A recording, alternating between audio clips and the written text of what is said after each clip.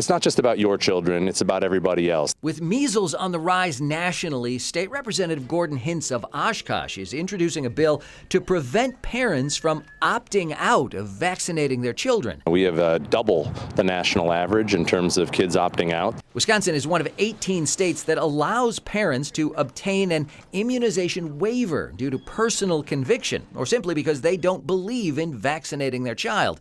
Currently, 4.6% of Wisconsin school children have a personal conviction waiver for immunizations, and the number is growing. Hintz's bill is already getting some very vocal support from many in the healthcare community, including the Wisconsin Medical Society, which issued a statement saying we need more people vaccinated, not fewer.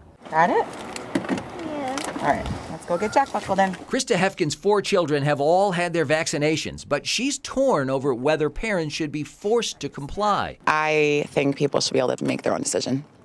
I'm for them, but I do think they should be able to make their own choice. Others say public health concerns outweigh the parents' choice. Should parents have the right to have that waiver? Not if they're going to expose their children to any other children. Governor Tony Evers supports the proposal. There are some requirements that the state must have in order to keep everybody safe. Hintz says the goal is to try to help head off a measles outbreak here before one occurs. I don't want to wait for that in Wisconsin, and I don't think anybody else does either. In Oshkosh, I'm Kent Wainscott, WISN 12 News. Under Hintz's bill, parents would still be able to opt out for religious or medical reasons. Currently, fewer than 1% of Wisconsin school children have those waivers. A report